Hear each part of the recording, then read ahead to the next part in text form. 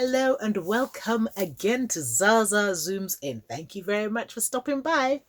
In today's episode, I spoke to a couple of friends of mine about, I guess you could call it resilience. Let me set the scene for you.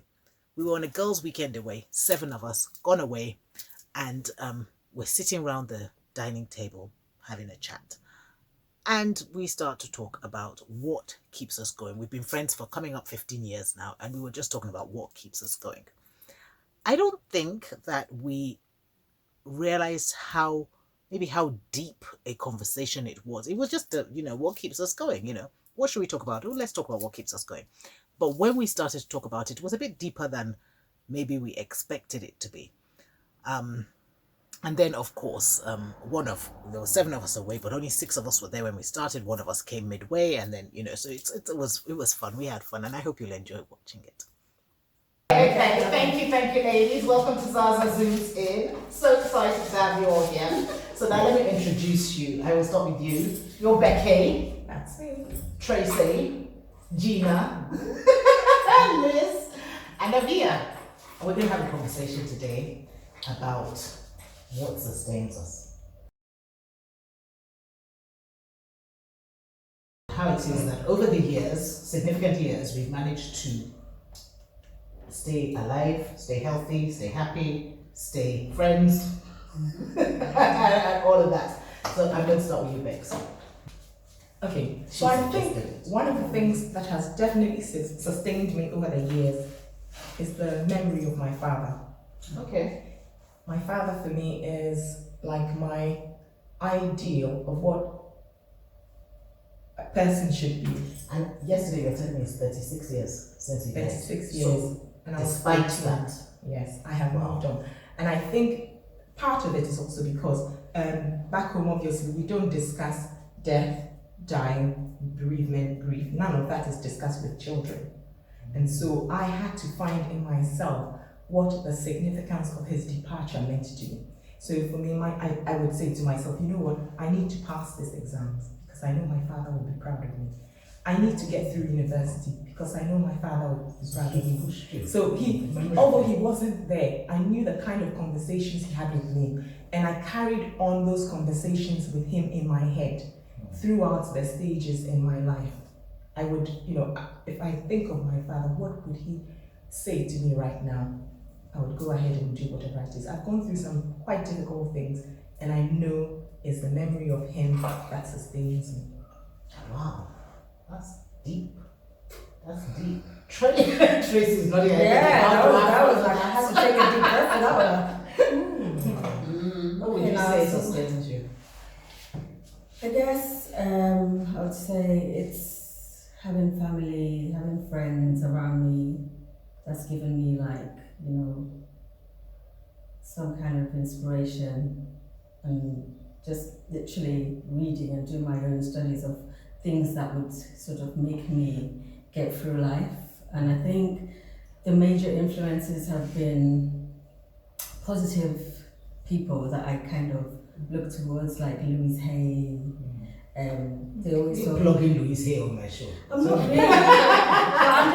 I'm just sort of like thinking of who has sort of like impacted on me, and who's made me positive. So when people talk about me, when I hear them, they say, "Oh, Tracy is such a positive person," and I sometimes don't think I am, because obviously we all have negative thoughts that come into our lives and our minds, and we kind of like get those moments. But it's like I try to be positive. I try to think of what makes me happy, and I try to kind of steer my life in that direction. And I always sort of look to how I can better myself, and by staying a certain way, certain state of mind, by always constantly trying to switch back into that positive mode. So I do that by my affirmations, or just telling myself that I am. I am this or I am that, and I will start my day sort of meditating, and that is what gets me going, and just not letting anything get to me. I don't really take anything personal. I just brush it off, and I just feel freer when I have that mindset, because it's just like That saying always comes into my head. I cannot come and kill myself. I can't kill myself. Can't kill myself. No, that's not me. Yeah, that's it. Thank you. Jean. I think for me, my faith, I know regardless of what I go through, I'm going to be fine. And then I think I'm really blessed to have with my family, really. I'm extremely close to my husband, my mom, my sisters. And so I have and my friends, I have a real support system, and then I have my sons, they're doing extremely well.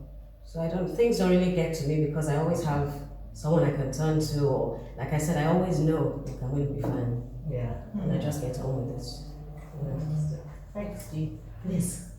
I think I'm a bit similar to Gina. Family, friends. I look back on my past a lot. I had a very difficult life I didn't like to talk about. Coming up in Ghana, you kind of were embarrassed about your life. So on the outside, you want to succeed in life and be perfect to everybody, and it's not like that inside. It's made me want to really succeed in life and be the perfect person, which can be very hard. But I think my daughter, bringing her up on my own, really pushed me and wanted the best. I always wanted the best for her, so I pushed myself, and now I look back, I'm glad, and God gave me the strength. There was nothing else now when I look back at it all, and my family is very supportive. Got 2 sisters, a brother, and a mum. They're all phenomenal, and we're very close. So that's what keeps me going all the time. Thank you. Avia. Very difficult. You've had all this time to think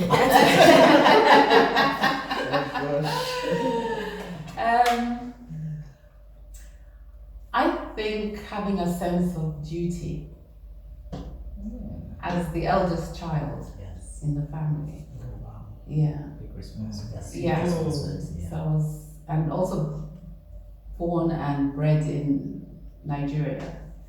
You are looked at as different, being of mixed race. And my father was extremely strict, and which we have all experienced. And it's that has kept me going. If I could describe myself as an animal, I would say I'm a duck. You look very calm and collected on the surface, but inside you're like this. And it has always been that is one. Anyway, whatever. Whichever. Flamboyance about you, Via. Don't knock it. There's a certain flamboyance about you. But the downside to that is putting others first before yourself. I think as mothers we all do that. Yeah, That's the thing we're used to doing that. And I think that was And I think sometimes to our detriment. Yeah. To be fair. So getting to my age now, going on 56, you kind of now start thinking about myself. Because the kids are grown up. Exactly. Next stage now. The siblings are taken care of. But still, I think I still have that, I have to let go of that sense of duty. Yeah, and I think sense of duty is something that is actually, for people that have it, it is ingrained. Yes, to get rid of it is quite tough. Because you spend years practicing it. Yes. So I have to learn to be more selfish. And that's Which is hard for a lot of very women to do. hard. Yes, it is. I would say it's selfish. I'll say it's loving yourself. Yes, it is. Love yourself. But sometimes for people who are that far, like with me, I had to learn to be selfish because loving myself was not enough. I loved myself, but because of the sense of duty, how in you are to things and how dedicated you are to things, you had to be selfish to be able to fully do But I think also as mothers, it's almost impossible. I mean, to a degree, but think about anything your kids go through. There's no way, no matter what you're doing, you're going to put them first. Yes, I think you can't. And it takes some of the blame. Yeah, because I only have done that. Yes, because I think even of my mom to this day. There's nothing. No matter what your children are going through, as soon as you tell her, she's taking that thing on, and she's going to do everything to put it right. And so if you have, we're never going to be able to get away from our kids in that sense. But with our other people, with our other people, like the other people that were being selfless to, those are the ones that we can probably break off easier. With our Yeah, with our kids, forget I that. don't think we're going to. Even on your husband, I've been practicing. I call it letting go. Let go, but you will never. You will can never. You will forever be a parent. You will no matter. No, the parenting. That side I can't do. But you're talking about the other people. Or the other I'm people. learning to let go because I realize that there comes a point where you must carve more room for yourself. Yeah, definitely. Sometimes you really do need to create that space, and it requires you letting some people go. I just think we need to have time for ourselves. Yes. Do you understand? It's just carving out that time just to either read a book or go away by yourself or just spending time with your friends. Just crazy. Good morning. Welcome to our conversation with Have a you, seat. Zasaa. How can you be so glamorous with makeup and everything, and it's only like 9, 10 in the morning? That's how we That's roll. how we it's African. That's how we rock. That's how we rock. We're having conversations about what sustains us. Translate. What keeps us going? So, for example, let me tell you now. So, Becky says the memory of has always kept her going. Avia was talking about her insecurity. Tracy was talking about, I have my names in my head. Tracy was talking about her affirmations and being positive all the time. Gina had faith.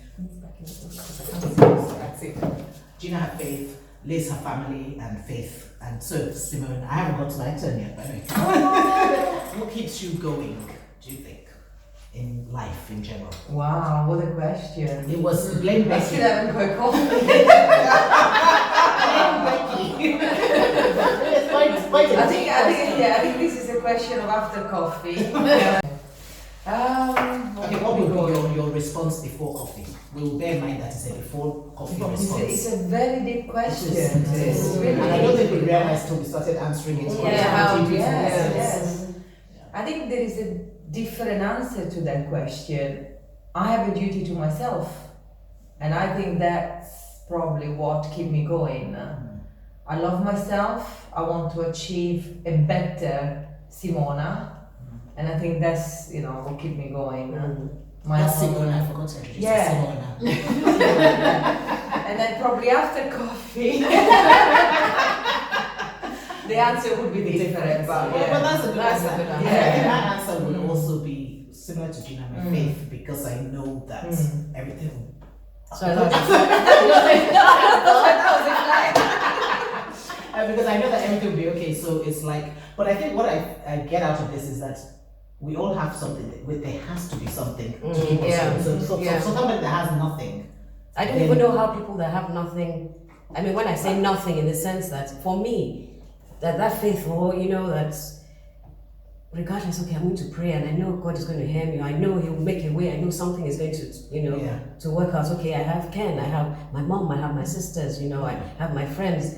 So I really feel, for people who really don't have that. But you have yourself. That's and exactly that's, what I'm saying. And that's, I think, my duty is to make myself happy every day. Yes. It's 10 years this long, and I was reflecting, coming up to my 50th, I've been reflecting, what would it take to make you happy? Focus on you for the next however many years you've got. I always done that. I'm a very selfish person. Okay. Yeah, I was just going to say, I was going to ask you how you got to that point, because I think a lot of people I'm born struggle with to it. put themselves. Yeah, no, so you were born with it. Okay. I decided to move to the UK. I decided to move to Spain. I decided to have a career. I decided. So I believe I always been. People say to me I'm selfish. I don't believe I'm selfish, but I cannot be a good mother. I cannot be a good partner. I cannot be a good boss if I'm not good to myself. Yeah, of course. So I born with the thing that I was the oldest one of 5 children, and I always thought if they see me happy and if they can follow my path, then I will set a good example. And some people say to me, "Oh my God, but how can you leave your kids and travel and go?" You know, I don't feel guilty. No. I feel guilty to be with my kids if I'm thinking I'm I'm not happy, happy. yeah. Yeah. But you see, it's Yeah. interesting because I guess intrinsically you knew that. A lot of people Yes. don't realize that till much later in life that they are the most important person. Really, Yes, in any yeah, relationship. yes. A lot of people don't realize that till much later. So you obviously got it quite early, and I guess that's what we're saying. When I hear this, where Yeah. we both have the sense of duty, but complete polar opposites. Opposites, yeah, exactly, yeah. Yours is to yourself. Yes. Mine is to everyone Everyone around else. me, my siblings, my children, my you Oh, know. could that be a So that's why I conflict? have to always look, like I was saying earlier on, I'm like a duck, you know, calm up above, and underneath I'm like this, trying to get everything sorted and done and make sure everyone is okay. I'm the crazy one in the family. Yeah. Always gonna go, you know. So you know, it's and like okay. when anyone has a problem, they come to me and they see this calm exterior, and it's like my duty is to just let them sort them out And know there's going to be okay. and they know it's yeah. going to be okay, and then they leave, you know. But So sometimes it's a not bit gonna be like a okay. therapist, you know. Sometimes Yeah, it's you not know, gonna we be- try to fix things that are fixable. It's not okay. Some people get diseases, some people will die, and it's part of life. I think if you upset the fact that there is things that will go wrong in life, you're not God.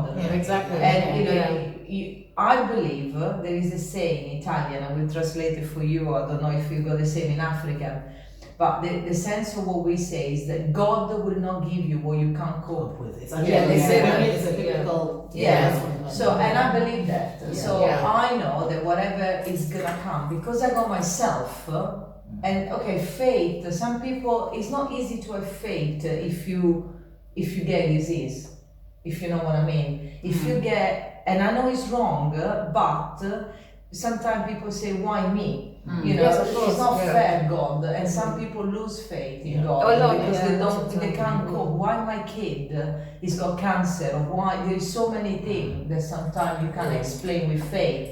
Because if God is good, why you're giving to a child that? Yeah. But if you go yourself and you believe that with your strength, of course that kid will die, because unfortunately some kids do die and it's unfair. If you go yourself and you know that somehow you're gonna get through even this sort of thing, then you know, I think you're halfway there. But you know, money are not important. Family, a man can go. You know, you never know. I'm sorry. Husband number 2 and 3 more to go. Even mothers, I can tell you, you know, mothers and fathers, for how much usually they have to love the children, but sometimes it's not like that. Like that, yeah. So family and even your kids, you know, how many times you are a good mother and everything, and your son is a murderer or junkie or whatever, you know.